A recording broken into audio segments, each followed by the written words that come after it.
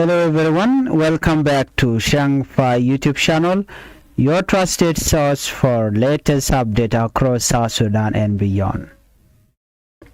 In this episode, we are covering the deadly early morning attack in Abiemnhom, and opposition leader accusing the ruling party of blocking election in Juba.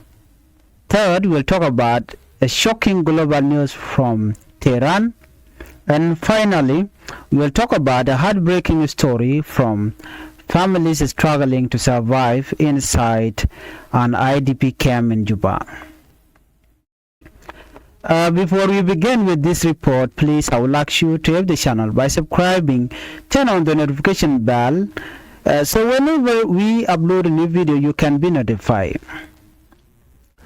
Let's begin our report with a deadly attack in Abiemnhom, which is Rouang administrative area. According to the information, early Sunday morning before sunrise, gunfire broke out.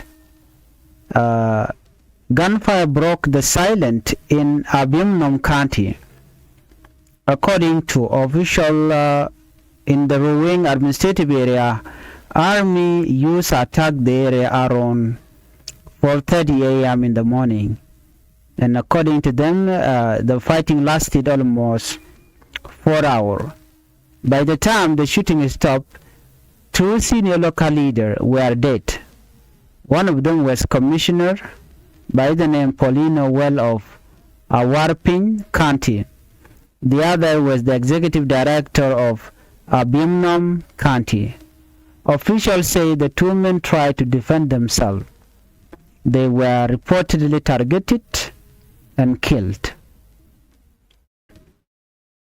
In that attack, homes were burned, local markets were destroyed. Families ran into the bush to hide. Right now, no one knows the exact number of people killed or injured. Many residents have fled. So let's look at who is being blamed in this incident. The chief administrator of Rouang accused members of the Rouang army from the neighboring Abiemnhom County of carrying out the attack. He also claimed that some element connected to the Sudan People Liberation Movement in opposition, which is SPLIO, supported the Rouang army. Authorities in Abiemnhom have not responded yet. According to the report, this is not the first time Abiemnhom has seen violence like this. Leaders said a similar attack happened last year.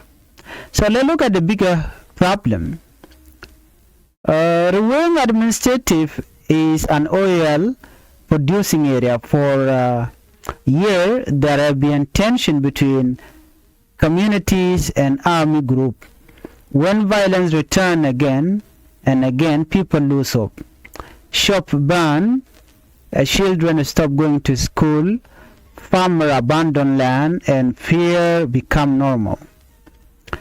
So the Rouang administration is asking the national government to enforce a state of emergency in Abiemnhom. They are also calling for international aid group to provide food and shelter because many families have lost everything.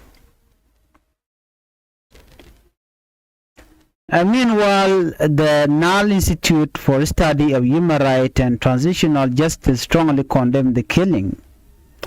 Its executive director called the attack a serious violation of the right to life and demanded an independent investigation. Let me ask you something. How many times mass communities, bureau leader and civilian before lasting peace is achieved? If you are watching from South Sudan, share your thought respectfully in the comment. Let's move on to our second top story. Opposition accuses ruling party under President Salva Kiir Mayardit of blocking election. Now we move to Juba. Opposition political leaders are raising serious concern. A coalition known as the other political parties say the ruling Sudan People Liberation Movement under President Salva Kiir Mayardit is trying to weaken them ahead of national election. South Sudan has not held a national election since independence in 2011.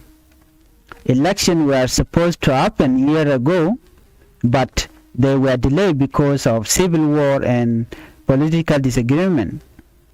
Now elections are expected in December this year, 2026. But according to the opposition leader Peter Mayen said there should be no more delayed. He stated that elections are the only way forward for South Sudan.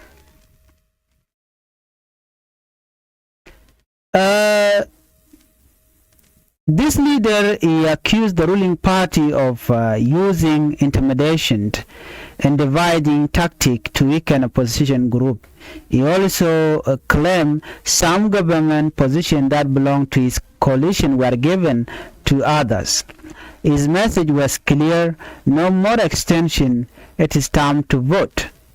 Why election matter in South Sudan? Well, election gives citizen power.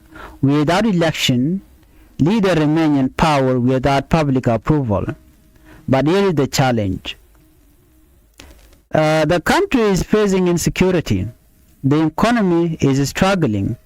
Many areas still experience violence. Some argue the country is not ready. Others say waiting longer will only make things worse. President Salva Kiir Mayardit has publicly promised election. Now the question is, will they really make this happen or not? Well, here is the question. Do you believe election this year will bring stability in South Sudan, or could they increase tension? And another question is this: without releasing first by President Dr. Machar, do you think election will continue or not? Comment below, let's discuss respectfully. Let's move on to our third top story.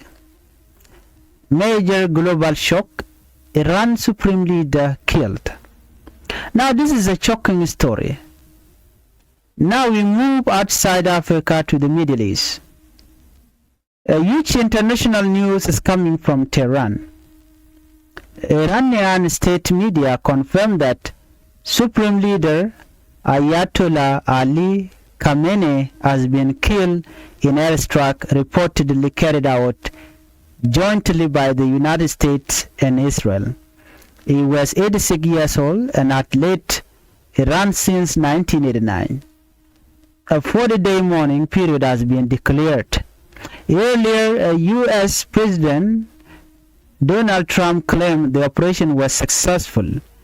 Israeli Prime Minister Benjamin Netanyahu also said there were strong signs that Khamenei had been killed. This development has shocked the world. Why this matter? Iran is a powerful country in the Middle East. It has influence in Iraq, Syria, Lebanon, and beyond. Killing its top leader could increase tension across the region. The United Nations Security Council held an emergency meeting. UN Secretary General Antonio Guterres warned that more fighting could lead to uncontrollable consequences. China and Russia also expressed deep concern. The world is watching closely. So what happened next? Iran luckily has a plan for leadership transition, but any power change in such a sensitive region could create instability. Many fear this could grow into a larger regional conflict. Do you think this will lead to a wider war, or will diplomatic talk calm the situation? Let me know your thought. Let's move on to another stories. This is the first one. You can die on the way. Health crisis in Juba IDP camp. Now we return to Juba. Inside an IDP camp, thousands of displaced families live in crowded conditions. According to the information, one woman by the name Nyatek Chol said the most dangerous part of her life is not war, it is getting sick. There is no primary health clinic inside the camp. If someone falls sick at night, they must wait until morning. If there's no money for transport, reaching Juba Teaching Hospital can be impossible. Some people died on the way. Edwakelaya Lydia from Isra 8 shared a heartbreaking story. A mother died because she could not reach proper care in time. Open defecation, limited clean water, cholera outbreak during rainy season, malnutrition among children. This problem continue. However, funding for aid group is decreasing. So now many say the government must step in. For families in camp, 3, a simple clinic is not a luxury, it is survival. If you are new to this channel, to Changfied YouTube channel, I would like you to, if the channel, support the channel by subscribing and turn on the notification bell, so whenever we upload a new video, you can be notified. Thank you for watching. Bye bye.